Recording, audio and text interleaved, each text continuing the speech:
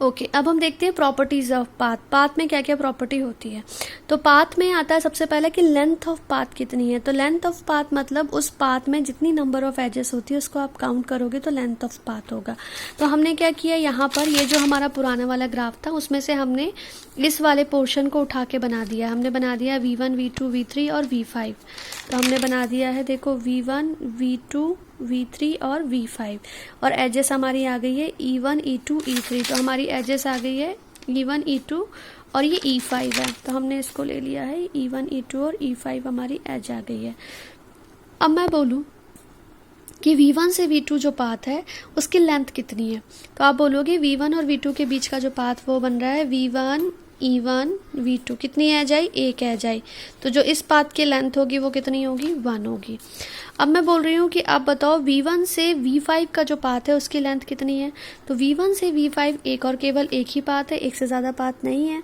तो जो V1 से V5 आप जाओगे तो पहले जाओगे आप V1 से E1 पर, फिर V2 पर, फिर E5 पर, फिर V5 पर। तो कितनी एज आई इस पाथ में, 1, 2। तो इस पाथ की लेंथ कितनी होगी, 2। तो इस तरह से आप जो है हर एक पाथ की क्या निकाल सकते हो, लेंथ निकाल सकते हो कि इस पाथ से इस पाथ तक जाने की लेंथ। अब आप बोलोगे कि एक सिंपल कॉन्सेप्ट है कि अल्टरनेटिव सीक्वेंस है, वर्टेक्स से शुरू कर रहे हो, वर्टेक्स पे एंड कर रहे हो, बीच में एज आती है। तो अगर ये पाथ देखोगे तो इसमें कितनी वर्टेक्स आ रही है, 1, 2, 3। कितनी एज आ रही है, 2। लेंथ भी कितनी है, 2। तो उन्होंने यही बोला कि हमेशा जो नंबर ऑफ एजेस होती है वो नंबर ऑफ वर्टेक्स से एक कम होती है। और जो भी पाथ होता है, कोई भी आप पाथ लो, पाथ में अंदर वाली जो वर्टेक्स होती है उसकी डिग्री 2 है। फॉर एग्जांपल अगर मैं इसको अलग से ड्रॉ करूँ, ये वाले ग्राफ को, मतलब आप ऐसा ऐसा ऐसा और ऐसा जा रहे हो, तो ये देखो ये एक वर्टेक्स से दूसरी वर्टेक्स तक पहुँचने का पाथ है।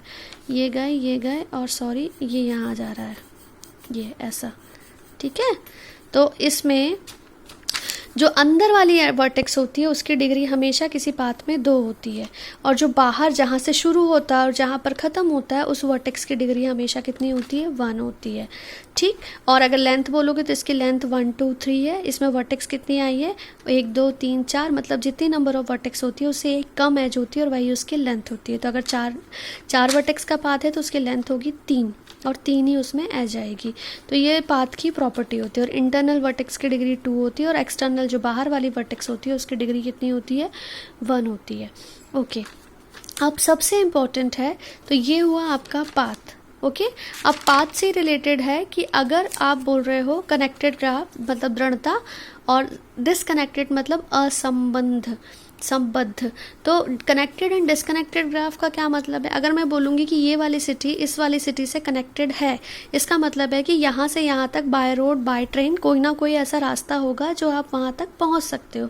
लेकिन अगर मैं बोलूँ कि सिटी ए जो है वो सिटी बी के साथ कोई रास्ता ही नहीं है, डिसकनेक्टेड है, मतलब ना तो वहाँ बाय रोड कोई फैसिलिटी जाने की है ना बाय ट्रेन अवेलेबल है। तो डिसकनेक्टेड और कनेक्टेड ग्राफ को भी आप उसी कॉन्सेप्ट में समझ सकते हो कि अगर एक वर्टेक्स से दूसरे वर्टेक्स तक पहुँचने के आपके पास एक या एक से ज़्यादा पाथ होते हैं तो हम कहते हैं कि वो ग्राफ कनेक्टेड है। अगर हर वर्टेक्स से हर दूसरी वर्टेक्स तक पहुंचने का रास्ता है, जैसे अगर मैं बोलूं कि आप बताओ V1, सो V1 से V2 की कनेक्टिविटी है, V1 से V3 की कनेक्टिविटी, एक ये रास्ता भी है, एक ये रास्ता भी है। V4 तक पहुंचो V1 से तो आप पहुंच सकते हो, V5 तक जाओ तो आप पहुंच सकते हो, यहाँ से भी जा सकते हो, मतलब सब कुछ कनेक्टेड है। तो ये कनेक्टेड ग्राफ है। लेकिन अगर इसमें एक वर्टेक्स और होती, ये वाला ही ग्राफ होता है, इसको बोलते हैं हम V6 और हम बोलते हैं V7।